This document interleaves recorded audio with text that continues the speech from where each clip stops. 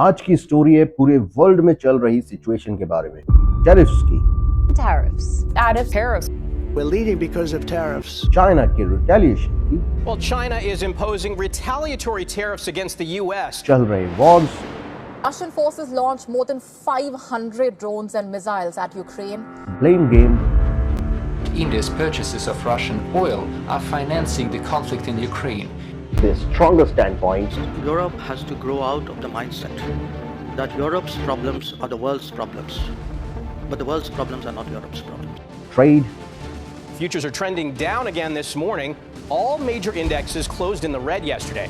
Sanctions. The U.S. and Western allies are stepping up pressure on Russia and Vladimir Putin with more economic sanctions. पुराने और नए relationship और economy. What is the outlook for growth in 2025? और ये सब चीज घूम रही है बेसिकली 4 कंट्रीज के आसपास, यूनाइटेड स्टेट्स, चाइना, इंडिया और रशिया। जैसे ही प्रेसिडेंट ट्रंप व्हाइट हाउस में वापस आए हैं, वैसे ही टेररिस्ट भी वापस आ गए और इस बार ट्रंप दुनिया के साथ इजी नहीं जा रहे। वो है फियर्स और रूथलेस। उनके हैवी हैंडेड अप्रोच के बावजूद चाइना उनकी पॉलिसीज को ओपनली रिटेलिएट कर रहा है और इंडिया का स्टैंड पॉइंट अब तक हिस्ट्री में सबसे ज्यादा स्ट्रांग है। इस स्टोरी में हम कवर करेंगे सब कुछ, ग्रोसरीज से लेके टेक प्रोडक्ट्स तक के rising prices, Ukraine Russia war की ग्लोबल इंपैक्ट, ट्रंप के नए टैरिफ्स और पॉसिबल ट्रेड पैक्ट्स और पॉलिसीज के बारे में। और सबसे इंपॉर्टेंट है समझना प्रेसिडेंट डोनाल्ड ट्रंप को। यस, मिस्टर डोनाल्ड ट्रंप, एक larger than life personality, 79 years के एक जेंटलमैन जो सेकंड टाइम ओवल ऑफिस में वापस आ गए हैं यूनाइटेड स्टेट्स के प्रेसिडेंट के रूप में। हर दूसरे दिन उनका नाम न्यूज चैनल की हेडलाइंस में होता है, न्यूज़पेपर के फ्रंट पेजेस में लिखा होता है और वो पूरी दुनिया में छाए रहते हैं। ऐसी उनकी पर्सनैलिटी है। आप उन्हें हेट करें या प्यार करें, लेकिन एक चीज गारंटी है, आप उन्हें इग्नोर कर नहीं सकते क्योंकि वो हर जगह है। ट्रंप एक साथ मल्टीपल इश्यूज हैंडल कर रहे हैं, जैसे रशिया के साथ नेगोशिएशंस, यूक्रेन रशिया वॉर को स्टॉप कराने की कोशिश। उनका क्लेम है कि सिर्फ 6 महीने में उन्होंने दुनिया के 6 पोटेंशियल वॉर को रुकवा दिया है और ओपनली कह रहे हैं कि उन्हें नोबेल प्राइज मिलना चाहिए पीस बनाए रखने के लिए। हम इस पे वापस आएंगे क्योंकि अभी सिर्फ 6 महीने ही हुए हैं ट्रंप को ओवल ऑफिस में आए हुए और पिक्चर अभी बाकी। फर्नीचर से लेकर लैपटॉप तक, मोबाइल फोन से लेकर चीप ईवी कार्स तक, सबके लिए अमेरिकन मार्केट में उन्होंने एक बैरियर क्रिएट कर दिया है।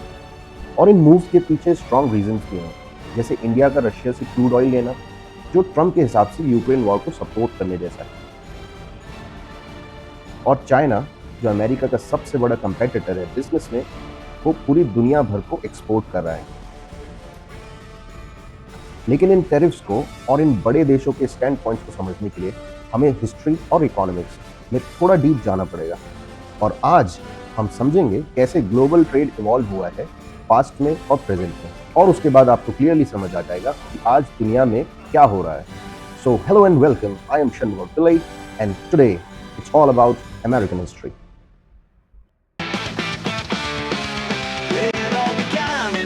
Time with the precious truth and wisdom prime, and mama fought with Fana's might, and showed the world what's truly right. From Ashoka's peace to Shivaji's sword, Chanakya's brain and built the core. Ariyabhata, Ramanuja lit the skies, the loving missiles fly so high.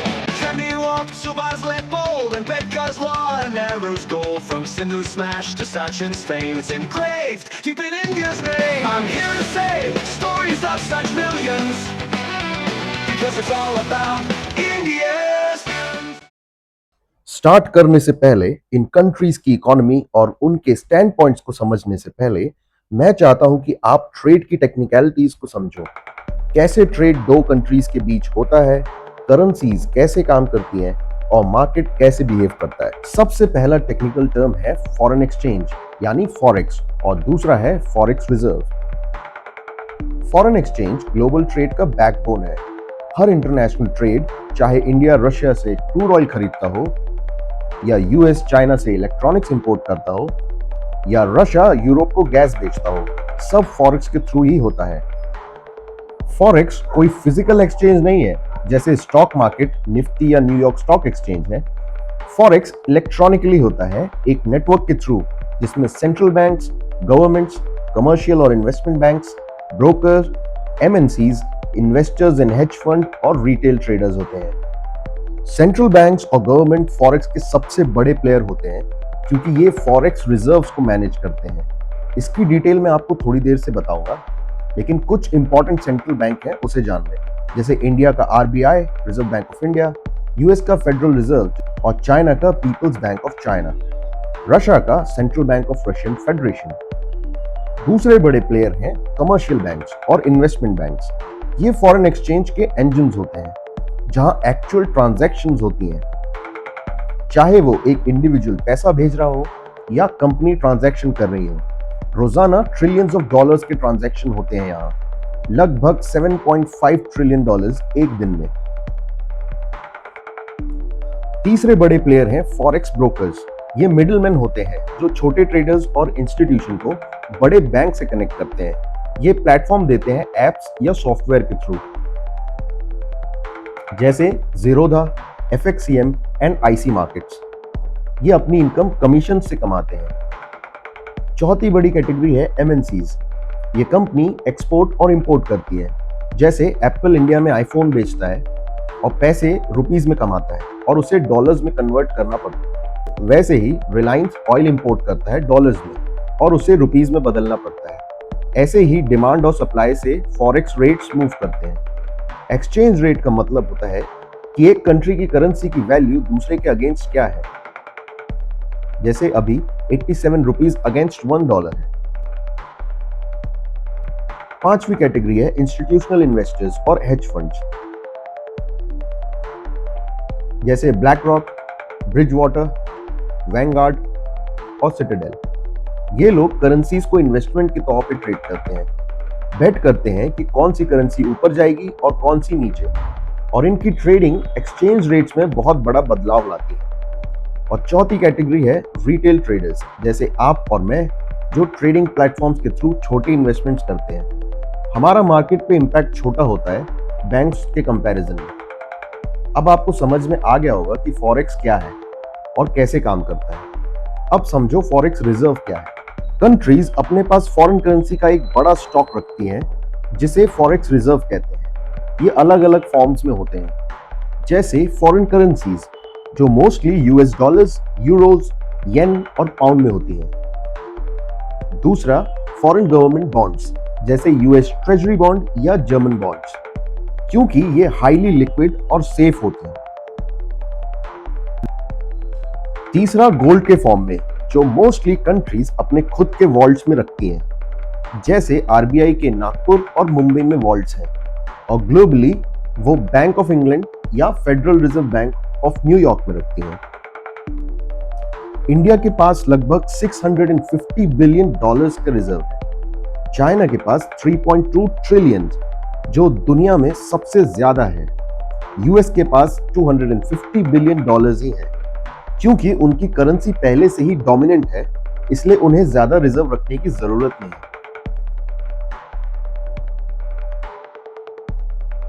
Russia के पास लगभग $580 billion थे, पर sanctions के बाद उनका बड़ा हिस्सा freeze हो चुका है। इस वजह से रशिया ने यूएस डॉलर्स रिजर्व से कम करके गोल्ड या चाइनीज युआन में शिफ्ट कर दिया है। ये रिजर्व्स इंपोर्ट्स के पेमेंट्स, इंटरनेशनल लोन्स के रीपेमेंट्स या अपनी करेंसी को क्रैश होने से बचाने के लिए यूज होते हैं। अब सवाल ये आता है कि ट्रेड में सबसे ज्यादा यूज होने वाला डॉलर्स ही क्यों है और दूसरे करेंसी क्यों नहीं? यह आपको आगे इकोनॉमिक हिस्ट्री के पार्ट में समझ आ जाएगा।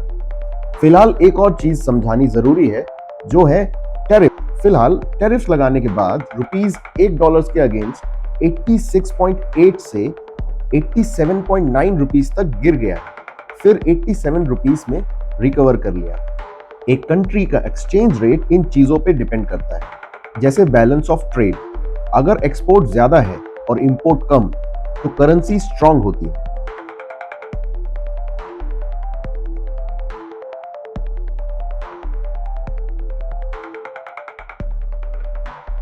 दूसरा है इकोनॉमिक ग्रोथ और स्टेबिलिटी।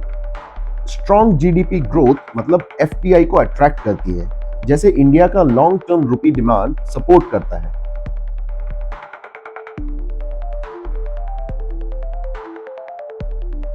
तीसरा है पब्लिक डेट। ज्यादा गवर्नमेंट डेट रिस्की माना जाता है। करेंसी वीक होती है, जैसे अर्जेंटीना का पेसो या टर्की का लायरा। सैंक्शंस और ट्रेड पैक्ट्स जैसे वॉर्स, सैंक्शन या पॉलिटिकल इंस्टेबिलिटी से इन्वेस्टर पैसा निकाल लेते हैं, जिससे करेंसी वीक हो जाती है। और इसी तरह ट्रेड पैक्ट्स जैसे ब्रिक्स, सार्क या जीसीसी कभी कभी डॉलर्स को बाईपास करके ट्रेड करते हैं। जैसे रशिया इंडिया को ऑयल रुपीस में या यूएन में बेचता है, तो यूएस डॉलर्स की डिमांड ग्लोबली कम हो जाती है। यही डी डॉलराइजेशन कहलाता है।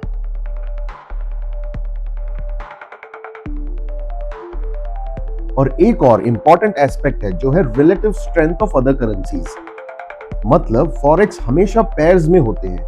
अगर यूएस डॉलर स्ट्रांग होता जाता है ग्लोबली, तो इंडियन करेंसीज, यूरो या ब्रिटिश पाउंड ऑटोमेटिकली वीक हो जाते हैं। और आखिरी है टैरिफ्स। टैरिफ्स एक ट्रेड बैरियर है और जियोपॉलिटिकल मूव है। यानी जब इंपोर्टेड गुड्स महंगे होने लगते हैं, डिमांड गिरती है, एक्सपोर्ट फॉल करता है और करेंसी उसी वजह से वीक हो जाती है। अगर दोनों देश एक दूसरे पे टैरिफ्स लगाएं, तो ट्रेड वॉर होता है, जो इन्वेस्टमेंट को अफेक्ट करता है और एक कंट्री की करेंसी और भी वीक होते जाती है। लेकिन अब सवाल ये उठता है, ये ट्रेड वॉर जैसी सिचुएशन आई क्यों? During colonial rule from 1600 to 1776, America एक अग्रेरियन इकोनॉमी था, इंडस्ट्रियल रिवॉल्यूशन से पहले।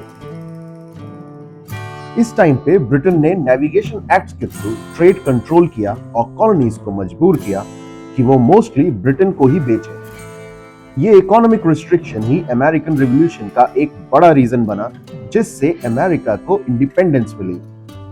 अमेरिका ज्यादातर टोबैको, कॉटन, इंडिगो और राइस एक्सपोर्ट करता था ब्रिटेन को, और वहां से फिनिश्ड गुड्स जैसे टेक्सटाइल्स, टूल्स और टी इंपोर्ट करता था। उस समय जॉर्ज वॉशिंगटन और थॉमस जेफरसन बड़े लैंड ओनर्स थे, जो टोबैको और कॉटन बेचकर प्रॉफिट बनाते थे।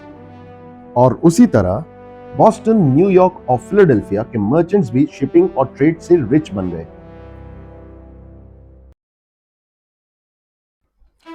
1700s में अमेरिका एक कंट्री नहीं था, बल्कि अटलांटिक कोस्ट पर 13 ब्रिटिश कॉलोनीज थी, जिसका नाम था Massachusetts, new Hampshire, Rhode Island, Connecticut, New York, new Jersey, Pennsylvania, Delaware, Maryland, Virginia, north Carolina, south Carolina and Georgia. Her colony की अपनी एक लोकल असेंबली थी, पर फाइनल अथॉरिटी ब्रिटिश क्राउन के पास थी। कॉलोनिस्ट ज्यादातर फार्मर्स, ट्रेडर्स और क्राफ्ट्समैन थे। यहाँ कॉलोनिस्ट का मतलब नेटिव अमेरिकन नहीं है, बल्कि settlers from Europe, mainly British, Germans और डच हैं, और अफ्रीका से मोस्टली स्लेव थे। यूरोपियंस अलग अलग सोशल क्लासेस से आए थे। किसी को इकोनॉमिक अपॉर्चुनिटी चाहिए थी, किसी को रिलीजियस फ्रीडम, किसी को पॉलिटिकल लिबर्टी, और कोई हार्डशिप से बचने के लिए यहाँ आया था। इन सेटलर्स ने नई सोसाइटी बनाई और धीरे धीरे एक अलग अमेरिकन आइडेंटिटी डेवलप हुई। 1760s के मध्य में ब्रिटेन ने कॉलोनीज पर हैवी टैक्सेस लगाए, ताकि European Wars, specially French and Indian war में जो खर्च हुए पैसे थे, उसे रिकवर किया जा सके। 1765 में स्टैम्प एक्ट आया, जिसमें न्यूज़पेपर्स, लीगल डॉक्यूमेंट्स और भी चीजों पर टैक्स लगाया गया।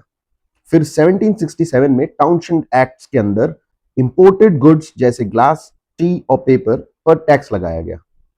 1770 में जब कॉलोनिस्ट टैक्स के अगेंस्ट प्रोटेस्ट कर रहे थे और ब्रिटिश गुड्स को बॉयकॉट कर रहे थे, तब बॉस्टन मैसेकर हुआ। ब्रिटिश सोल्जर्स ने ओपन फायरिंग कर दिया, जिसमें 5 लोग शहीद हुए। यह इंसिडेंट एंटी ब्रिटिश फीलिंग को और भड़का दिया। फिर 1773 में बॉस्टन टी पार्टी इंसिडेंट हुआ, जिसमें कॉलोनिस्ट नेटिव अमेरिकन के पोशाक पहनकर हार्बर में टी बॉक्सेस फेंक दिया प्रोटेस्ट के तौर पर। इसके बाद ब्रिटेन ने बॉस्टन हार्बर बंद कर दिया, जिसका परिणाम स्वरूप 13 कॉलोनीज एकत्रित हो गई कॉलोनियल रूल के खिलाफ। 1777 में फ्रांस अमेरिका के साथ वॉर में जुड़ गया। फिर 1781 में फ्रेंच नेवी की मदद से अमेरिका ने आखिरी जंग जीत ली और ब्रिटिश जनरल कॉर्नवालिस ने सरेंडर किया। ये वही कॉर्नवालिस है जिसे बाद में गवर्नर जनरल ऑफ इंडिया बनाया गया ब्रिटिश गवर्नमेंट द्वारा। और 1783 में ट्रीटी ऑफ पेरिस के थ्रू ब्रिटेन ने यूएस की इंडिपेंडेंस को ऑफिशियली रिकॉग्नाइज किया। आज भी आप देख सकते हैं कि French president Emmanuel Macron US president के साथ पब्लिक मीटिंग्स में साथ ही दिखते हैं। यूएस फ्रेंच रिलेशनशिप लगभग 250 साल पुराना है। अमेरिका युद्ध की वजह से कर्जे में आ चुका था, कोई नेशनल बैंक नहीं थी। फ्रांस और नेदरलैंड ने अमेरिकन रिवॉल्यूशन को सपोर्ट किया और 1789 में पहला इलेक्शन हुआ जिसमें जॉर्ज वॉशिंगटन सर्वसम्मति से चुने गए पूरे 69 वोट्स के साथ, और वो अमेरिका के पहले प्रेसिडेंट बने और John Adams vice president. Washington को न्यूयॉर्क के फेडरल हॉल में शपथ दिलाई गई। उन्होंने 2 लगातार टर्म सर्व किया और वॉलंटरली प्रेसिडेंट के पद को त्याग दिया, जिससे 2 टर्म्स का लिमिट ट्रेडिशन सेट हुआ। अलेक्जेंडर हैमिल्टन जो पहले यूएस के ट्रेजरी सेक्रेटरी बने, उन्होंने पहला फेडरल बैंक ऑफ अमेरिका बनाया और बैंकिंग सिस्टम एस्टैब्लिश किया। उन्होंने इंडस्ट्रियलाइजेशन के लिए पुश किया और यूएस इंडस्ट्रीज को प्रोटेक्ट करने के लिए सबसे पहला टैरिफ लगाया। 1791 में अमेरिका का सबसे पहला टैरिफ हैमिल्टन ने इंट्रोड्यूस किया ताकि फॉरेन मैन्युफैक्चर्ड गुड से नई इंडस्ट्रीज को प्रोटेक्ट किया जा सके। सैमुअल स्लेटर जो फादर ऑफ अमेरिकन रिवॉल्यूशन कहलाते हैं, ब्रिटिश टेक्सटाइल टेक्नोलॉजी अमेरिका में लेके आए। ब्रिटेन में एक लॉ था कि स्किल्ड टेक्सटाइल वर्कर्स माइग्रेट नहीं कर सकते, पर स्लेटर इलीगली माइग्रेट हुए 1789 में। मशीन के ब्लूप्रिंट्स ले जाना मना था, तो उन्होंने स्पिनिंग मशीन के डिजाइन याद कर लिया और 1790 में मोसेस ब्राउन नामक एक अमेरिकन मर्चेंट की मदद से रोड आइलैंड में सबसे पहला water powered cotton spinning mill की स्थापना की। एक और इंपॉर्टेंट नाम लॉवल मिल्स है, जिसने मैसाचुसेट्स में लार्ज टेक्सटाइल फैक्ट्रीज स्टार्ट की अर्ली 1800s में। लेकिन थॉमस जेफरसन हैमिल्टन के इंडस्ट्रियलाइजेशन वाले पुश के अगेंस्ट थे। जेफरसन का मानना था कि अमेरिका की स्ट्रेंथ इंडिपेंडेंट फार्मर्स में है, ना कि फैक्ट्री वर्कर्स और मर्चेंट्स में। इस फिलॉसफी को जेफरसोनियन अग्रेरियनिज्म कहा जाता है। जेफरसन के मुताबिक फार्मर एक इंडिपेंडेंट, सेल्फ रिलायंट, वर्चुअस और फ्री थिंकिंग होता है, क्योंकि उसके पास अपनी खुद की जमीन होती है और वो अपने मेहनत पे जीता है। पर फैक्ट्री वर्कर्स मजदूरी पर बंधे होते हैं और उन्हें एक्सप्लॉइट किया जा सकता है, जैसे यूरोप में मजदूरों के साथ हुआ करता था। जेफरसन को डर था कि इंडस्ट्रियलाइजेशन एक अर्बन पुअर क्लास क्रिएट करेगा, जिससे करप्शन और इनइक्वालिटी बढ़ेगी और आजादी खत्म हो जाएगी। 1776 में जब अमेरिका ने इंडिपेंडेंस डिक्लेयर किया तो पॉलिटिकली फ्री हो गया, लेकिन इकोनॉमिकली अभी भी वीक था। नया नेशन ब्रिटेन पर मैन्युफैक्चर्ड गुड के लिए हेवीली डिपेंडेंट था और खुद मेनली रॉ मटेरियल्स एक्सपोर्ट करता था, जैसे टोबैको, कॉटन और फर।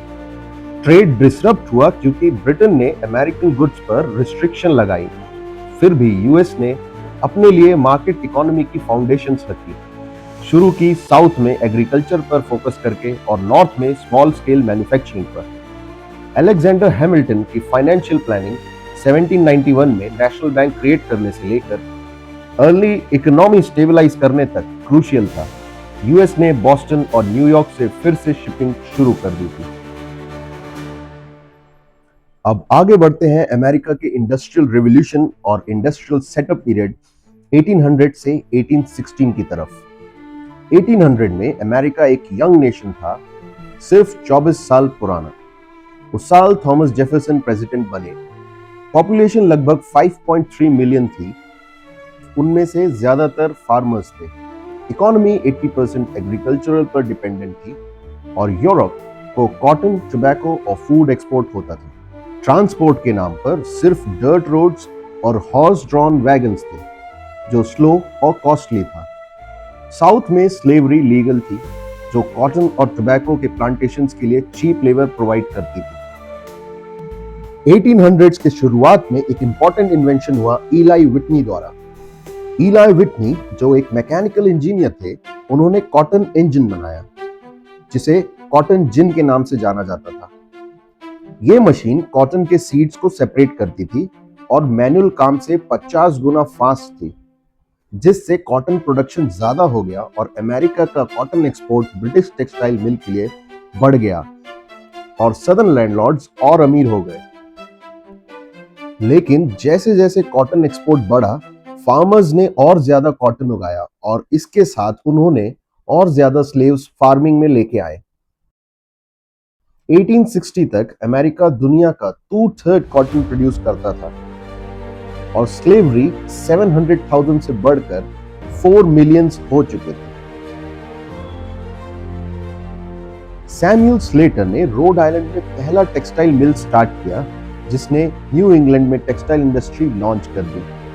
उससे रोड आइलैंड सिस्टम बोला गया, जिसमें उन्होंने फैमिलीज को एम्प्लॉय किया और बच्चे भी मिल्स में काम करते थे। 1820s में फ्रांसिस कैबट लॉयल ने सिमिलर टेक्सटाइल फैक्ट्रीज मैसाचुसेट्स में सेटअप की। उन्होंने ब्रिटेन जाकर टेक्सटाइल मिल्स के बारे में जाना और पढ़ाई किया और अपने साथ टेक्सटाइल इंडस्ट्री की नॉलेज वापस लाए। उन्होंने यंग वुमेन को हायर किया, जिसे लॉयल मिल गर्ल्स के नाम पे भी जाना गया।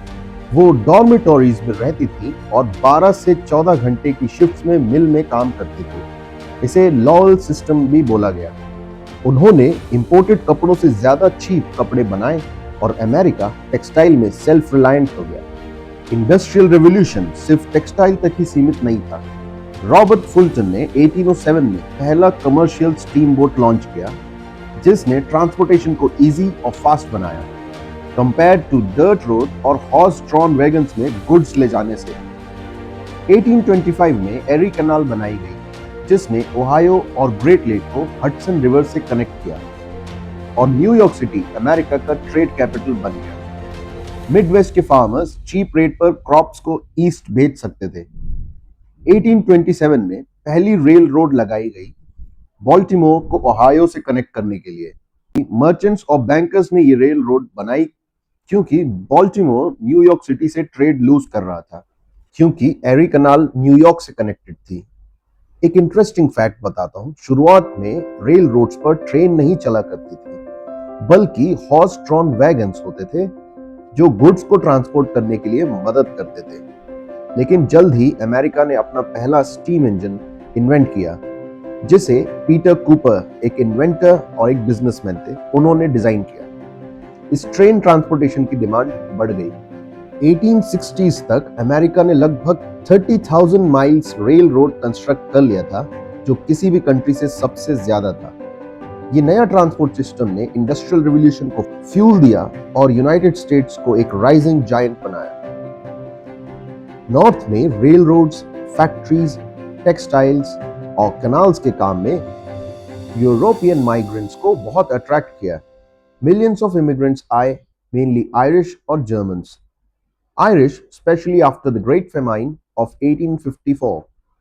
Irish construction, canals, railroads और factories में काम करते थे और Germans farming, brewing और craftsmanship के लिए जाने जाते थे और मिडवेस्ट में सेटल भी हुए।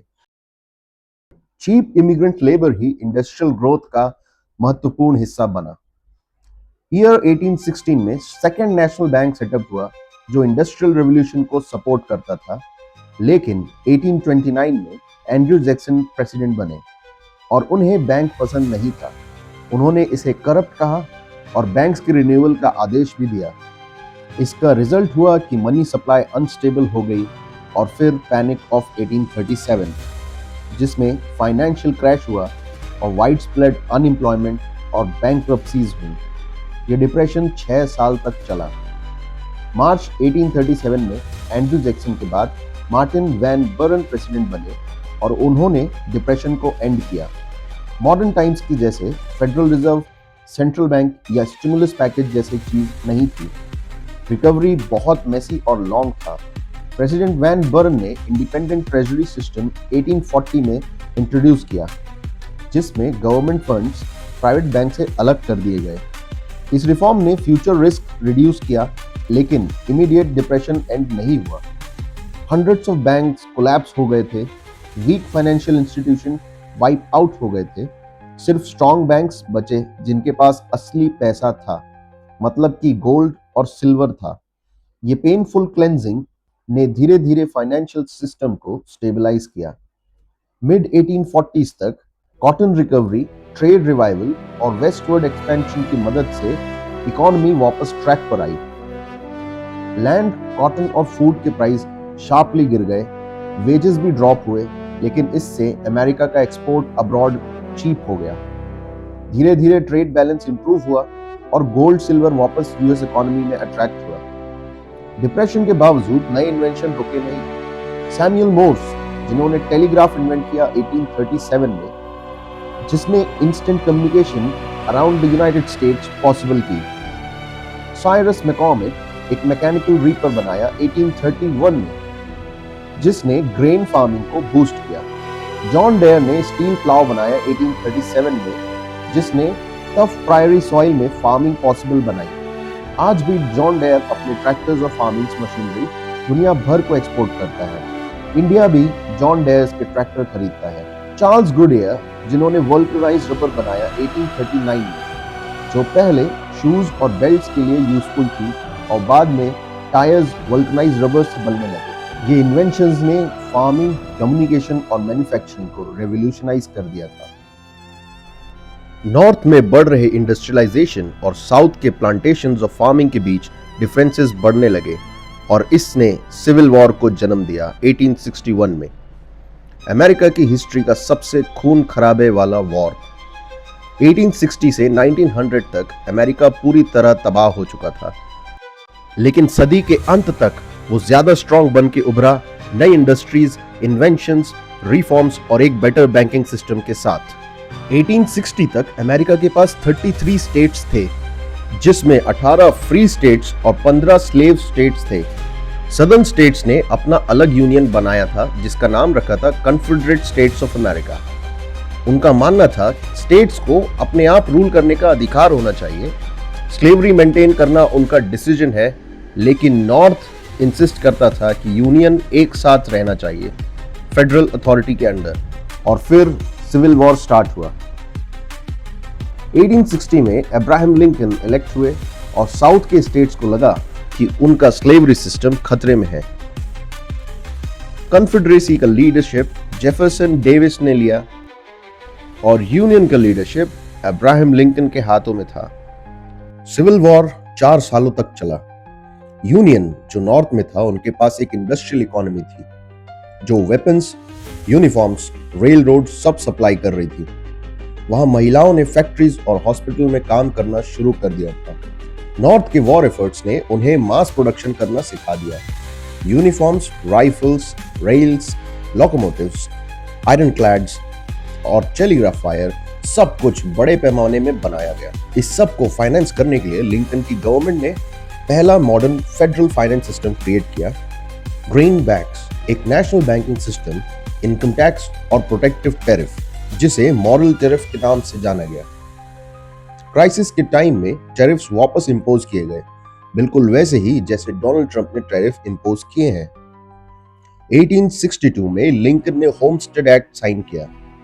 सिविल वॉर के पहले मिसिसिपी रिवर के वेस्ट में बहुत कम जमीन यूरोपियंस या अमेरिकन्स ने सेटल किया था, बाकी वहां नेटिव अमेरिकन्स ही रहते थे। लेकिन यूएस गवर्नमेंट चाहती थी कि फार्मर्स, रेल रोड्स और बिजनेसेस वहां पर आए, इसलिए गवर्नमेंट ने लॉ पास किया कि जो भी सिटीजन या इमिग्रेंट वहां सेटल होके फार्मिंग करेगा, उसे लगभग फ्री में जमीन दी जाएगी। कोई भी 21 साल से ऊपर महिला हो या पुरुष, इंक्लूडिंग फ्रीड स्लेव और इमिग्रेंट्स, अप्लाई कर सकते थे।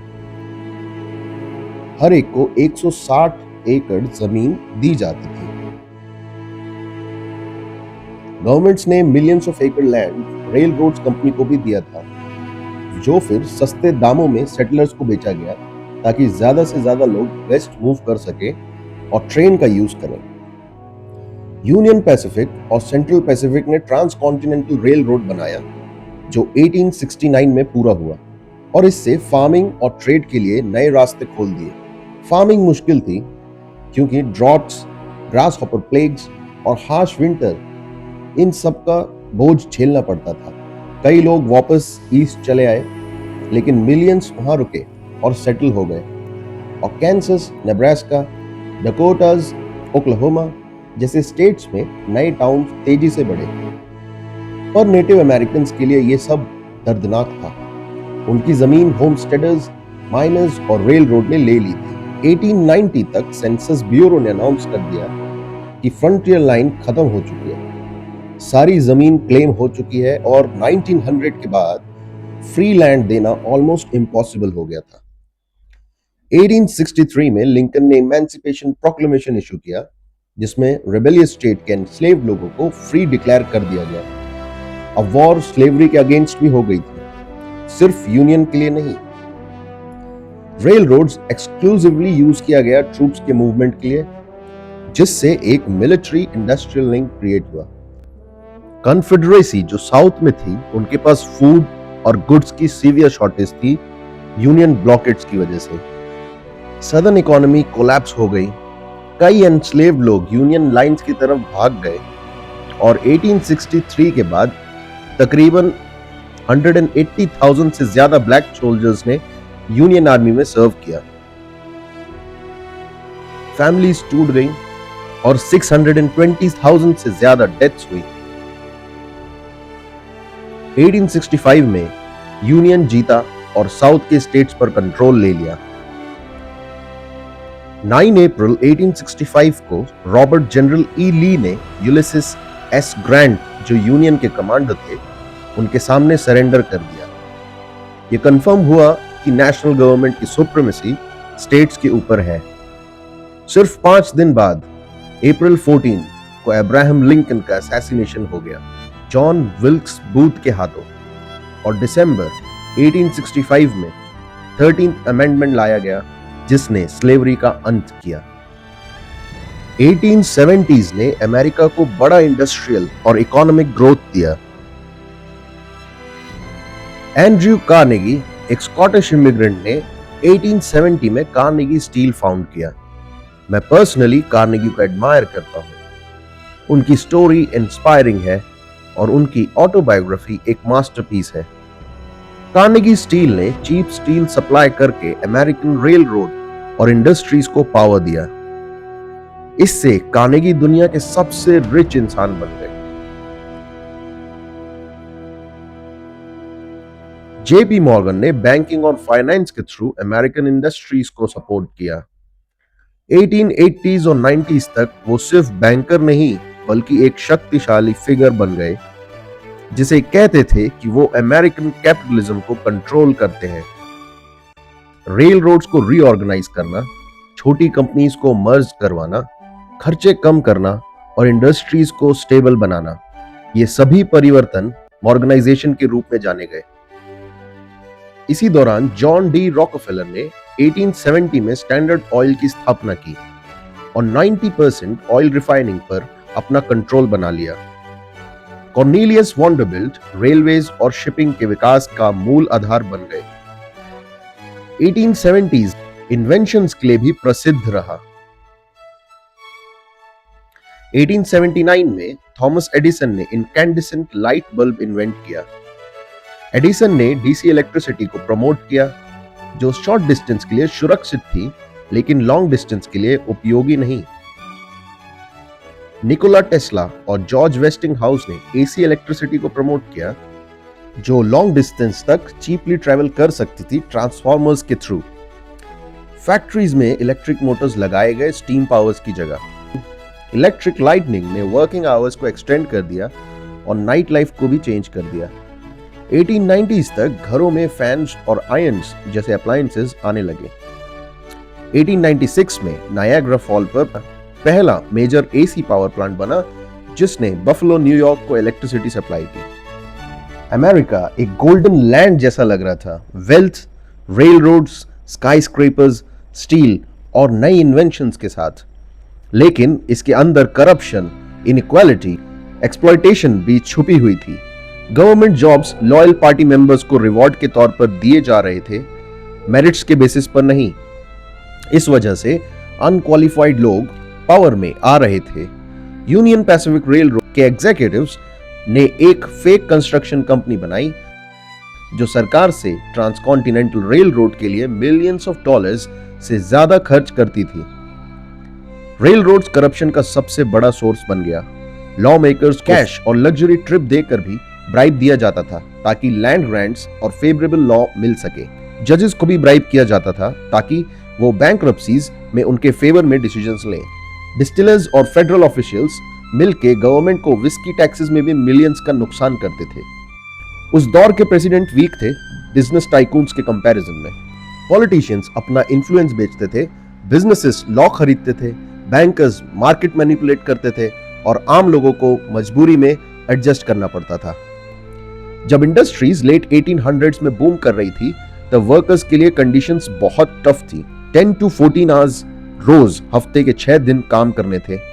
वेजेस इतने कम थे कि बस सर्वाइवल ही हो पाता था। वर्क प्लेसेस डेंजरस होते थे, जैसे एक्सप्लोजन, केविन्स, फायर्स और कोई सेफ्टी लॉज नहीं होते थे। 8 साल तक के बच्चे भी माइंस और मिल्स में काम करते थे। जॉब सिक्योरिटी 03, प्रोटेस्ट करने पर तुरंत निकाल दिया जाता था और ब्लैक लिस्ट कर देते थे। इस वजह से लेबर मूवमेंट शुरू हो गए। 1869 में नाइट्स ऑफ द लेबर की स्थापना हुई। वो पहला मेजर लेबर यूनियन था। 1877 ग्रैंड रेल रोड स्ट्राइक, जिससे नेशन वाइड प्रोटेस्ट हुआ। 1886 अमेरिकन फेडरेशन ऑफ लेबर की स्थापना हुई बाय सैमुअल गॉम्पर्स, जो स्किल्ड वर्कर्स पर फोकस करते थे। 1892 homestead strike, Carnegie steel Pittsburgh में। 1894 पुलमैन स्ट्राइक, जिसमें रेल रोड पैरालाइज्ड हो गया और फेडरल ट्रूप्स ने क्रश कर दिया इस प्रोटेस्ट को। स्ट्राइक ज्यादा सक्सेसफुल नहीं हुए क्योंकि बिजनेसेस के पास ह्यूज एडवांटेज था, जैसे गवर्नमेंट का सपोर्ट, ट्रूप्स, कोर्ट्स और पॉलिटिशियन तीनों का, और मीडिया जो स्ट्राइकर्स को वायलेंट रेडिकल्स की तरह दिखाता था। लेकिन हर स्ट्राइक अवेयरनेस, सिंपैथी और रिफॉर्म के लिए प्रेशर बढ़ाता गया। 8 आवर्स वर्किंग अभी भी मिलना बाकी था, लेकिन ये एक सेंट्रल डिमांड बन गया। 1900 तक यूनियन मेंबरशिप लगभग 500,000 तक पहुंच गई और AFL डोमिनेंट बन गया और 20th सेंचुरी के लेबर राइट्स की फाउंडेशन रख दी। 1900 अमेरिका दुनिया की सबसे बड़ी इंडस्ट्रियल इकोनॉमी बन चुका था। ईयर 1901 में फाइनेंशियर JP मॉर्गन ने कार्नेगी स्टील्स की स्टील मिल्स और दूसरी कंपनीज को जोड़कर पहला $1 बिलियन कॉर्पोरेशन बनाया, जिसका नाम US स्टील रखा। 1890s तक ही US की स्टील प्रोडक्शन ने ब्रिटेन को क्रॉस कर दिया था। 1900 तक अमेरिका करीब 10 मिलियन टन स्टील बना रहा था, जबकि ब्रिटेन सिर्फ 5 मिलियन टन। ऑयल इंडस्ट्री भी अमेरिका के हाथ में ही थी। जॉन डी रॉकफेलर की स्टैंडर्ड ऑयल्स कंपनी दुनिया की पेट्रोलियम रिफाइनिंग का लगभग 85% कंट्रोल करती थी। रेल रोड्स के मामले में भी अमेरिका अनबीटेबल था। 1900 तक यूएस में लगभग 193,000 माइल्स से ज्यादा ट्रैक बिछ चुका था। दुनिया का सबसे बड़ा नेटवर्क ये पूरा इकोनॉमी को जोड़ता था और मास डिस्ट्रीब्यूशन पॉसिबल बनाता था। एग्रीकल्चर भी मैकेनाइज्ड हो रहा था। ट्रैक्टर्स और रीपर्स ने फार्मिंग को मॉडर्न बना दिया था और अमेरिका एक ब्रेड बास्केट बन गया जो व्हीट, कॉटन और कॉर्न बहुत बड़े लेवल पर एक्सपोर्ट करता था। पॉपुलेशन करीब 76 मिलियन तक पहुंच गई थी, जो ब्रिटेन के 40 मिलियन से लगभग डबल थी। हर साल millions of immigrants, Italians, Irish, Jews, Germans और ईस्टर्न यूरोपियंस आ रहे थे, जो चीप लेबर प्रोवाइड करते थे फैक्ट्रीज, रेल रोड्स और माइंस के लिए। वर्कफोर्स की कंडीशन मुश्किल थी। लंबे वर्किंग आवर्स, लो वेजेस और प्रोडक्टिविटी तेजी से बढ़ रही थी। यूएस की इकोनॉमी 1900 तक करीब $20 बिलियन की थी, जो दुनिया के जीडीपी का लगभग 24% बनाती थी।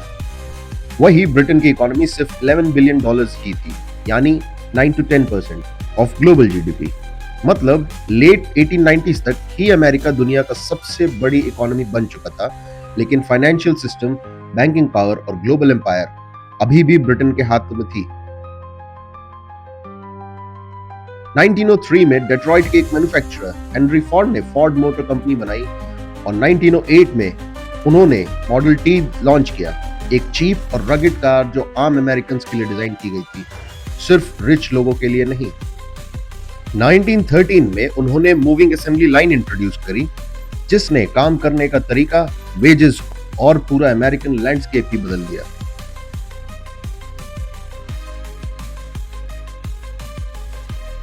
1903 में एक और बड़ी इन्वेंशन हुई, राइट ब्रदर्स ऑरविल और विल्बर ने किटी हॉक नॉर्थ कैरोलिना में पहली बार controlled power sustained flight achieve की अपने राइट फ्लायर से। पॉलिटिक्स भी रिफॉर्म की तरफ मुड़ गई थी। विलियम मैकिनली के असैसिनेशन के बाद थियोडोर रूजवेल्ट 1901 में प्रेसिडेंट बने। रूजवेल्ट ने अपना स्क्वायर डील प्रोग्राम स्टार्ट किया, जिसमें 1904 में northern securities rail road trust के खिलाफ केस जीता और सुप्रीम कोर्ट ने ब्रेकअप कर दिया। 1906 में रेल रोड्स रेगुलेट किया और कंज्यूमर प्रोटेक्शन के लिए pure food and drug act भी लेके आए और मीट इंस्पेक्शन एक्ट 1906 भी। नेचर कंजर्वेशन पर भी काम किया। Millions of acres of land national parks और फॉरेस्ट के लिए रिजर्व कराई गई।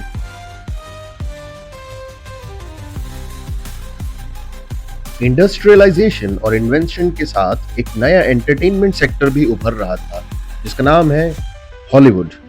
1891 में थॉमस एडिसन ने काइनेटोस्कोप बनाया, एक पहला पीपोल मशीन जिसमें एक टाइम पर एक पर्सन मूविंग इमेज देख सकता था। 1895 में फ्रांस के लुमियर ब्रदर्स ने सिनेमेटोग्राफ बनाया, जो रिकॉर्ड, डेवलप और प्रोजेक्ट कर सकता था। इसी साल पेरिस में पहली बार पब्लिक मूवी स्क्रीनिंग हुई। इसे बर्थ ऑफ सिनेमा माना जाता है। अमेरिका में 1903 में Edwin S porter the great train robbery release हुई, पहली नैरेटिव फिल्म। 1905 में पिट्सबर्ग में पहला निकलोडियन थिएटर ओपन हुआ और मूवीज मास एंटरटेनमेंट बन गई। 1910s तक फिल्म मेकर्स कैलिफोर्निया शिफ्ट हो गए चीप लैंड और सनलाइट की वजह से, और हॉलीवुड मूवी कैपिटल बन गया। बिग 5 स्टूडियोज इमर्ज हुए, जैसे Paramount, Warner Brothers, Fox, MGM और आरकेओ। साइलेंट फिल्म एरा के स्टार्स थे चार्ली चैपलिन, बस्टर कीटन और मैरी पिकफोर्ड। वॉल्ट डिज्नी ने भी एंटरटेनमेंट को रिवॉल्यूशनाइज किया, एनिमेशन के साथ आइकॉनिक कैरेक्टर्स बनाए जो अमेरिकन और ग्लोबल कल्चर का हिस्सा बने। 1927 में द जैज सिंगर रिलीज हुई, पहला feature length talkie with synchronised dialogues. इसने सिनेमा का साइलेंट एरा खत्म कर दिया। लेकिन 20th सेंचुरी सिर्फ प्रोग्रेस और फन का टाइम नहीं था, बल्कि सबसे बुरा अभी आना बाकी था। 1914 में यूरोप वॉर में डूब गया और वर्ल्ड वॉर 1 शुरू हो गया। 28 जून 1914 को आर्कड्यूक फ्रांस फर्डिनेंड, जो ऑस्ट्रो हंगेरियन थ्रोन के हायर थे, उनको एक सर्बियन नेशनलिस्ट ने असैसिनेट कर दिया। लेकिन असली कॉज और भी गहरे थे, जैसे बढ़ता मिलिटेरिज्म। यूरोपियन कंट्रीज ने मैसिव आर्मीज और नेवीज बनाई थी। दूसरा इंपेरियलिज्म, अफ्रीका और एशिया में कॉलोनीज की वजह से राइवलरीज और एक दूसरे के प्रति हॉस्टिलिटीज। तीसरा नेशनलिज्म, सर्ब्स, पोल्स और चेक्स जैसे एथनिक ग्रुप्स अपने इंडिपेंडेंस डिमांड कर रहे थे। सेंट्रल पावर्स थी Germany, Austro Hungary, Ottoman empire और बल्गेरिया। एलाइड फोर्सेस थी Britain, France, Russia, Italy, Japan और 1917 के बाद यूनाइटेड स्टेट्स। शुरुआत में अमेरिका न्यूट्रल था। 1914 प्रेसिडेंट विल्सन ने न्यूट्रलिटी डिक्लेयर की। पब्लिक ओपिनियन डिवाइडेड था, कुछ लोग यूरोपियन वॉर से दूर रहना चाहते थे, लेकिन कल्चरल टाइज ब्रिटेन और फ्रांस के साथ स्ट्रॉन्ग थी। इकोनॉमिकली अमेरिकन कंपनीज एलाइज को फूड, वेपन, स्टील, ऑयल और लोन्स बेचकर हेवी प्रॉफिट कमा रहे थे। 1917 तक यूएस बैंक्स ने एलाइज को $2 बिलियन लोन दे चुका था, जबकि जर्मनी को सिर्फ $27 मिलियन। मतलब अमेरिका इकोनॉमिकली एलाइड विक्ट्री में इन्वेस्टेड था। कुछ मेजर इवेंट्स जो अमेरिका को वॉर में पुश किया, जैसे 1915 लुसिटानिया सिंकिंग, एक ब्रिटिश पैसेंजर लाइनर जिसे जर्मन सबमरीन ने हमला किया और 128 अमेरिकन मर गए। 1917 जर्मनी ने अनरिस्ट्रिक्टेड सबमरीन वॉरफेयर दोबारा शुरू की और जिमरमैन टेलीग्राम जर्मनी ने मेक्सिको को प्रपोज किया कि यूएस के खिलाफ अलायंस करें और टेक्सास, न्यू मेक्सिको, एरिजोना वापस दिलाने में प्रॉमिस किया। 6 अप्रैल 1917 को अमेरिका ने जर्मनी के खिलाफ वॉर डिक्लेयर की। विल्सन ने कहा कि अमेरिका वर्ल्ड को सेफ फॉर डेमोक्रेसी बनाने के लिए फाइट करेगा। यूएस ने 4 मिलियन की आर्मी रेज की, जिसमें से 2 मिलियन जनरल जॉन जे पर्शिंग के साथ यूरोप भेजे गए। यूएस आर्मी के आने से अलायंस का मोरल बूस्ट हो गया। वर्ल्ड वॉर II के दौरान फैक्ट्रीज ने अपना प्रोडक्शन शिफ्ट किया। फोर्ड, जनरल मोटर्स जैसे कंपनीज ने ट्रक्स, एम्बुलेंस और इंजन्स बनाना शुरू किए। कैंपेन्स जैसे मीटलेस मंडेज और वीटलेस वेडनेसडेज नेशन वाइड चलाए गए। लिबर्टी बॉन्ड्स के थ्रू $20 बिलियन रेज हुआ। विमेन बड़ी तादाद में वर्कफोर्स में आई। अफ्रीकन अमेरिकन ने ग्रेट माइग्रेशन में नॉर्थ में मूव किया। 1918 तक यूएस वर्ल्ड का सबसे बड़ा वॉर सप्लायर बन गया था। अमेरिकन फोर्सेस ने 1918 में वॉर का रुख ही बदल दिया और जर्मनी ने आर्मिस्टिस की मांग की। नवंबर 11, 1918 को आर्मिस्टिस साइन हुआ। विल्सन ने 14 पॉइंट्स प्रपोज किए, जिसमें सेल्फ डिटर्मिनेशन, ओपन डिप्लोमेसी और एक लीग ऑफ नेशंस बनाने का सुझाव दिया। लेकिन यूएस सेनेट्स ने ट्रीटी ऑफ वसाए रिजेक्ट कर दी और अमेरिका 1920s में आइसोलेशनिज्म की तरफ शिफ्ट हो गया। वॉर का इंपैक्ट लगभग $337 बिलियन खर्च हुए 1918 तक। कैजुअलिटीज 10 मिलियन सोल्जर्स वर डेड, 20 मिलियन जख्मी और मिलियन सिविलियंस भी मारे गए। अमेरिका की इकोनॉमी तेजी से ऊपर गई। 1920 तक अमेरिका वर्ल्ड का 40% इंडस्ट्रियल आउटपुट देता था। इलेक्ट्रिफिकेशन का फैलाव हुआ, रेडियोज हर घर में पहुंचने लगे और रेफ्रिजरेटर्स और वॉशर्स लग्जरी से एस्पिरेशन की तरफ बढ़ गए। 1920s में सिटीज बढ़ रही थी, लेकिन वेजेस वहीं के वहीं, प्रॉफिट्स भले ही कितना हो रहा हो। कॉमन अमेरिकन क्रेडिट पर जी रहा था। फार्मर्स ओवर प्रोडक्शन की वजह से गिरते प्राइस का शिकार होते गए। और भी कई इश्यूज हैं 1920s में, जैसे रेड स्कैर, जो रशियन रिवॉल्यूशन के बाद कम्युनिज्म का डर फैला हुआ था। कू क्लक्स क्लैन का रिवाइवल, जो ब्लैक्स, इमिग्रेंट्स, कैथलिक्स और ज्यूज को शिकार बना रहे हैं। इमिग्रेशन एक्ट ऑफ 1924, सदर्न और ईस्टर्न यूरोपियंस को रिस्ट्रिक्ट किया और एशियंस को बैन। 1923 में कैल्विन कूलिज प्रेसिडेंट बने। उनका फेमस स्टेटमेंट था, the business of America is business. Stock market boom हुआ। लोगों ने स्टॉक्स मार्जिन पर खरीदना स्टार्ट किया, लेकिन 29 अक्टूबर 1929 को मार्केट कोलैप्स हो गया, जिसे ब्लैक ट्यूसडे का नाम दिया गया। बैंक्स फेल हो गए, बिजनेसेस बंद हो गए और मिलियंस जॉब्स चली गईं। इसी से ग्रेट डिप्रेशन की शुरुआत हुई। प्रेसिडेंट हर्बर्ट हूवर क्रैश के तुरंत पहले ही इलेक्ट हुए थे और ये दशक के अंत में बूमिंग यूएस इकोनॉमी एक डिप्रेशन में डूब गई। ये सिर्फ एक छोटी सी प्रॉब्लम नहीं थी अमेरिकन इकोनॉमी के लिए, बल्कि एक बड़ा डिजास्टर था। स्टॉक मार्केट में स्पेकुलेशन काफी ज्यादा हो रहा था। लोग उधार लेके स्टॉक्स खरीद रहे थे, जिसको बोला जाता है बाइंग ऑन मार्जिन। और फिर आया ब्लैक ट्यूसडे। स्टॉक मार्केट एकदम कोलैप्स हो गया। बिलियंस ऑफ डॉलर्स की वैल्यू गायब हो गई। जो बैंक्स स्टॉक मार्केट में इन्वेस्ट कर चुके थे वो फेल हो गए।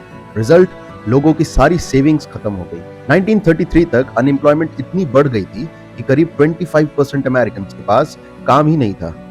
उस टाइम पर ब्रेड लाइन्स और सूप किचन हर जगह देखने को मिलते थे। लोग चैरिटी से खाना खाते थे। अब ये डिप्रेशन सिर्फ वर्ल्ड वॉर की वजह से नहीं हुआ था, जिसमें अमेरिकन गुड की डिमांड कम हो गई। इसके पीछे और भी काफी बड़े रीजंस थे, जैसे बैंक फेलियर्स। 1930 से 1933 के बीच हजारों बैंक्स कोलैप्स हो गए। तब डिपॉजिट इंश्योरेंस नहीं होता था, तो लोगों की पूरी सेविंग्स डूब गई। स्टॉक मार्केट स्पेकुलेशन, लोग उधार पे पैसा लेके स्टॉक मार्केट्स में गैम्बल कर रहे थे। जब प्राइसेस गिरे तो डेट चुकाना मुश्किल हो गया। ग्लोबल इश्यूज, जैसे वर्ल्ड वॉर I के बाद यूरोप ऑलरेडी यूएस का कर्जदार बन चुका था और ऊपर से अमेरिका ने स्मूथ हॉली टैरिफ 1930 में पास कर दिया, जिसने इंटरनेशनल ट्रेड को काट दिया। सिचुएशन और खराब हो गई। वेल्थ इनइक्वालिटी, अमीर अमीर बनते गए और गरीब गरीब। 1929 तक टॉप 1% अमेरिकन के पास लगभग 40% वेल्थ आ चुकी थी और सबसे बड़ा फैक्टर था करप्शन और स्कैंडल्स, जिसमें Teapot Dome scandal. Secretary of interior Albert Hall ने navy oil reserves secretly oil companies को लीज कर दिए ब्राइब्स लेकर। ये यूएस का सबसे बड़ा करप्शन स्कैंडल में से एक माना जाता है। Banking corruptions. बैंक ने आम आदमी के डिपॉजिट स्टॉक मार्केट्स में डाल दिए। जब क्रैश आया तो 9000 से ज्यादा बैंक्स 1930 और 33 के बीच में बंद हो गए। Stock market speculation. Wall street के बड़े प्लेयर्स पूल्स बनाते थे, आर्टिफिशियली स्टॉक प्राइसेस को पंप करते थे, फिर उन्हें आम इन्वेस्टर्स के बीच दे देते। ब्रोकर्स लोगों को मार्जिन पर खरीदने के लिए पुश करते थे और स्पेकुलेशन डेंजरस होता गया। Insider trading. तब तक कोई SEC नहीं था जो रेगुलेट करे। एग्जीक्यूटिव्स अपने अंदर की इंफॉर्मेशन यूज करके फ्रीली ट्रेड करते थे। एग्जाम्पल, न्यूयॉर्क स्टॉक एक्सचेंज के प्रेसिडेंट रिचर्ड विटनी को बाद में एम्बेजलमेंट के लिए जेल भी भेजा गया। इस सब के बीच प्रेसिडेंट हर्बर्ट हूवर, उनका मानना था कि गवर्नमेंट ज्यादा इंटरफेयर ना करे तो ज्यादा सही है, इकोनॉमी खुद ही रिकवर हो जाएगी। उन्होंने रिकंस्ट्रक्शन फाइनेंस कॉर्पोरेशन बनाई जो बैंक्स और बिजनेसेस को लोन देती थी, लेकिन वो अनएम्प्लॉयड लोगों को डायरेक्ट रिलीफ देने से खिलाफ थे। कहते थे कि रगड इंडिविजुअलिज्म जरूरी है। पब्लिक को लगा उनका रिस्पॉन्स लेट भी था और वीक भी। इस वजह से उनको ब्लेम किया गया और वो इलेक्शन हार गए फ्रैंकलिन डी रूजवेल्ट से। अब बात करते हैं फ्रैंकलिन डी रूजवेल्ट की। वो 20th सेंचुरी के सबसे इन्फ्लुएंशियल प्रेसिडेंट बन गए। 4 टर्म सर्व की हैं जो आज तक किसी ने नहीं किया। उन्होंने स्टार्ट किया था न्यू डील 1933 में, एक बड़ा रिफॉर्म प्रोग्राम जिसमें डिप्रेशन को टैकल करने के लिए था। Banking crisis 1933। रूजवेल्ट ने बैंक्स हॉलिडे डिक्लेयर किया ताकि पैनिक विड्रॉल्स रुक सकें और ट्रस्ट वापस आए। CCC सिविलियन कंजर्वेशन क्रॉप्स और WPA वर्क प्रोग्रेसिव एडमिनिस्ट्रेशन जैसे जॉब्स प्रोग्राम शुरू किए। एग्रीकल्चर और इंडस्ट्री को बूस्ट करने के लिए AAA यानी एग्रीकल्चर एडजस्टमेंट एक्ट और NRA मतलब नेशनल रिकवरी एडमिनिस्ट्रेशन लगाए गए। SEC 1934 में बनाई गई जो वॉल स्ट्रीट को रेगुलेट करती थी। FDCI 1933 ने डिपॉजिट्स को इंश्योर किया और सोशल सिक्योरिटी एक्ट 1935 ने पेंशन्स और अनएम्प्लॉयमेंट इंश्योरेंस दिया। फिर आया सेकेंड न्यू डील 1935 में। ये मेनली वर्कर्स के राइट के लिए था, जैसे वैगनर एक्ट 1935 ने यूनियंस को प्रोटेक्ट किया और फेयर लेबर स्टैंडर्ड्स 1938 ने मिनिमम वेजेस और मैक्सिमम वर्किंग आवर्स को फिक्स किए। इन रिफॉर्म्स की वजह से इकोनॉमी धीरे धीरे संभल गई, लेकिन असली बूस्ट 1939 के बाद आया जब वर्ल्ड वॉर 2 स्टार्ट हुआ, जिसने अमेरिका की इकोनॉमी को इतना फास्ट ग्रो किया जितना कोई सोच भी नहीं सकता था। सितंबर 1, 1939 को जर्मनी ने पोलैंड पर हमला कर दिया एक नई स्ट्रेटजी के साथ जिसे बोला गया ब्लिट्जक्रीग मतलब लाइटनिंग वॉर, जिसमें फास्ट टैंक्स, प्लेन्स और इन्फेंट्री यूज किया गया। सिर्फ 2-3 दिन बाद 3 सितंबर 1939 को ब्रिटेन और फ्रांस ने जर्मनी के खिलाफ वॉर डिक्लेयर कर दी और इसी मूवमेंट से ऑफिशियली शुरू हुआ वर्ल्ड वॉर 2। वर्ल्ड वॉर 1 के बाद 1919 का ट्रीटी ऑफ वर्साई जर्मनी के लिए बहुत ही हार्श था।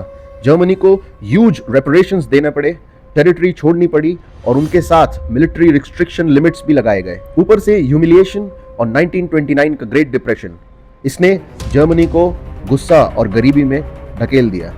इसी ड्रॉबैक में टोटलिटेरियन रिजीम ऊपर आई। एडोल्फ हिटलर 1933 में नाजी जर्मनी में पावर में आए और उन्होंने जर्मन प्राइड को वापस लाने का प्रॉमिस किया। और इटली में बेनिटो मुसोलिनी ने 1922 से ही फैसिस्ट रूल चला रखा था, जो एक नई रोमन एम्पायर का सपना देख रहे थे। और जापान अपना एक्सपेंशन एशिया में एग्रेसिवली कर रहा था। उस वक्त लीग ऑफ नेशंस पूरा फेल हो गया एग्रेशंस रोकने में। फिर आया 1940। जर्मनी ने डेनमार्क, नॉर्वे, बेल्जियम और नेदरलैंड्स को अपनी पूरी पावरफुल लुफ्टवाफा, जर्मन एयरफोर्स और एडवांस्ड आर्मी के साथ क्विकली कॉन्कर कर लिया। जून 1940 तक फ्रांस भी सरेंडर कर दिया। जुलाई से अक्टूबर 1940 के बीच जर्मन एयरफोर्स ने लंदन में बॉम्ब गिराए। इसी पीरियड में इटली जर्मनी के साथ ऑफिशियली जुड़ गया और जापान एशिया में एक्सपैंड करता रहा। इनिशियली यूएस न्यूट्रल रहा, लेकिन अलायंसेस की मदद करता रहा। 1939 में कैश एंड कैरी पॉलिसी के तहत ब्रिटेन और फ्रांस अमेरिकन गुड्स खरीद सकते थे, बस कैश देना पड़ता था और खुद ट्रांसपोर्ट करना पड़ता था। 1941 तक आते आते लैंड एंड लीज एक्ट के अंडर यूएस ने ब्रिटेन, यूएसएसआर और चाइना को वेपन्स और गुड सप्लाई करना शुरू कर दिया बिना अपफ्रंट पेमेंट के। लेकिन सब कुछ चेंज हो गया 7 दिसंबर 1941 को, जब जापान ने पर्ल हार्बर पर अटैक किया और यूएस पैसिफिक फ्लीट का बड़ा हिस्सा डिस्ट्रॉय कर दिया। वैसे हवाई को यूएस ने 1898 में एनेक्स किया था, फिर टेरिटरी बना लिया बाद में, फिर टेरिटरी बनाया और बाद में 50th स्टेट बना। अटैक के अगले ही दिन अमेरिका ने जापान के खिलाफ वॉर डिक्लेयर कर दिया। जल्द ही जर्मनी और इटली ने यूएस पर वॉर डिक्लेयर किया और इसी तरह अमेरिका पूरी तरह वर्ल्ड वॉर 2 में शामिल हो गया। फिर आया जून 6, 1944 डी डे। यूएस, ब्रिटेन और कनाडा के फोर्सेस ने नॉर्मेंडी फ्रांस में लैंड करके जर्मनी के खिलाफ एक दूसरा फ्रंट खोल दिया। 1944 के अंत तक अलायंसेस ने फ्रांस, बेल्जियम और नेदरलैंड को लिबरेट कर दिया। दिसंबर 1944 से जनवरी 1945 में जर्मनी ने अपना लास्ट मेजर ऑफेंस लॉन्च किया बेल्जियम में, बैटल ऑफ बर्ज। लेकिन अलायंसेस ने होल्ड करके जर्मनी को परमानेंटली वीक कर दिया था और 30 अप्रैल 1945 को हिटलर ने सुसाइड कर लिया और 8 मई 1945 को जर्मनी ने सरेंडर कर दिया। पैसिफिक में यूएस ने हिरोशिमा पर 6 अगस्त 1945 को और नागासाकी पर 9 अगस्त 1945 को एटॉमिक बॉम्ब गिराया। 15 अगस्त को जापान ने सरेंडर कर दिया और इसी तरह वर्ल्ड वॉर 2 ऑफिशियली खत्म हो गया। अब देखते हैं यूएस के अंदर क्या हुआ। जब वो एंटर हुआ पर्ल हार्बर के बाद, इकोनॉमी एकदम डिप्रेशन से फुल मोबिलाइजेशन में कन्वर्ट हो चुकी थी। मिलिट्री स्पेंडिंग 1939 में जीडीपी का सिर्फ 2% था, जो 1945 तक लगभग 40% हो गया था। कुल मिलाकर अमेरिका ने अराउंड $300 बिलियन स्पेंड किए, जो आज के टाइम के हिसाब से करीब $4 ट्रिलियन होता है। फैक्ट्रीज ने कंप्लीट कन्वर्जन किया। कार मेकर्स जैसे फोर्ड, जनरल मोटर और चिजलर ने टैंक्स, जीप्स, प्लेन्स और शिप्स बनाना शुरू कर दिया। 1945 तक यूएस ने लगभग 300,000 एयरक्राफ्ट्स, 100,000 टैंक्स, 2.4 मिलियन ट्रक्स और हजारों शिप बना ली, जो जर्मनी, जापान और इटली को मिलाकर जितना प्रोड्यूस नहीं हुआ था उससे भी ज्यादा। वॉर की वजह से 17 मिलियन नए जॉब्स क्रिएट हुए, अनएम्प्लॉयमेंट 2% से भी नीचे आ गया, वेजेस बढ़ गए और फार्मर्स की इनकम डबल हो गई। जब पुरुष फ्रंट में गए तब विमेन वर्कफोर्स में रिकॉर्ड नंबर पे आई। फीमेल एम्प्लॉयमेंट 27% से बढ़कर 37 हो गया था। अफ्रीकन अमेरिकन भी सेकेंड ग्रेट माइग्रेशन में नॉर्थ गए वॉर इंडस्ट्री में जॉब करने के लिए। 1945 तक यूएस दुनिया का सबसे रिच नेशन बन चुका था। उनके होमलैंड पर कभी बॉम्ब नहीं गिरा। उनके पास दुनिया का 2/3 गोल्ड रिजर्व था और वो half of the global industrial output produce कर रहे थे। वर्ल्ड वॉर 2 ने सिर्फ ग्रेट डिप्रेशन खत्म नहीं किया, बल्कि अमेरिका को एक आर्सेनल ऑफ डेमोक्रेसी बना दिया और एक ट्रू ग्लोबल सुपर पावर भी। विमेन और माइनॉरिटी को नए रोल्स मिले, जो आने वाले समय में सोशल चेंजेस के लिए एक बीज बने। और वॉर खत्म हो गई। लोग चाहते थे कि दोबारा ऐसा डिजास्टर ना हो। अप्रैल से लेकर जून 1945 के बीच 50 नेशंस के रिप्रेजेंटेटिव सैन फ्रांसिस्को में मिले और यूनाइटेड स्टेट चार्टर ड्राफ्ट किया। 26 जून 1945 को साइन हुआ और 24 अक्टूबर को ऑफिशियली फोर्स में लाया गया। लेकिन सोवियत यूनियन के साथ टेंशन ऑलरेडी शुरू हो गया था। 1944-45 तक रेड आर्मी ने ईस्टर्न यूरोप से नाजी को निकाल दिया और Poland, east Germany, Czechoslovakia, Hungary, Romania, Bulgaria और अल्बानिया ऑक्यूपाई कर लिया था। यूगोस्लाविया पर भी इन्फ्लुएंस था। स्टालिन चाहते थे एक buffer zone of communist states, क्योंकि यूएसएसआर पर जर्मनी ने दोनों वॉर्स वर्ल्ड वॉर 1 और 2 में इन्वेड किया था। इसलिए तेहरान कॉन्फ्रेंस 1943 में अलायंसेस एग्री हुए कि यूएसएसआर को ईस्टर्न यूरोप में इन्फ्लुएंस मिलेगा अगर वो हिटलर को हराने में हेल्प करते हैं। याल्टा कॉन्फ्रेंस 1945 में चर्चिल, रूजवेल्ट और स्टालिन ने ईस्टर्न यूरोप में फ्री इलेक्शंस का वादा किया, लेकिन स्टालिन ने वो प्रॉमिस कभी पूरा नहीं किया। पॉट्सडैम जुलाई 1945 में ट्रूमैन ने क्लियर किया कि वो स्टालिन पर ट्रस्ट नहीं करते, लेकिन तब तक सोवियट्स ऑलरेडी ईस्टर्न यूरोप को कंट्रोल कर रहे थे। इसी से कोल्ड वॉर का स्टेज सेट हुआ। वेस्ट को डर था कि सोवियत एक्सपेंशन और आगे बढ़ेगा, तो अप्रैल 4, 1949 को नेटो बनाया गया। इसमें यूएस, कनाडा और 10 वेस्टर्न यूरोपियन नेशंस मेंबर थे। मोटो था उसका कलेक्टिव डिफेंस, मतलब अगर एक मेंबर पर अटैक हो तो सब मिलकर रिस्पॉन्ड करेंगे। नेटो मेनली सोवियत यूनियन को काउंटर करने के लिए ही था। 1955 में यूएसएसआर ने जवाब दिया वॉर्सो पैक्ट बनाकर, अपना ईस्टर्न यूरोप का अलायंस। नेटो को स्ट्रांग बनाने के लिए यूएस ने न्यूक्लियर वेपन्स और ट्रूप्स यूरोप में डिप्लॉय करके रखी डेटरेंट के लिए, और इसी तरह पोस्ट वॉर वर्ल्ड डिवाइड हो गया। ये part of American history world war 2 के साथ खत्म होता है। अगले पार्ट में हम देखते हैं पोस्ट वॉर ईयर्स से लेकर आज तक का सफर। तो बने रहिए और कमेंट्स में जरूर बताएं आपको ये वीडियो कैसा लगा।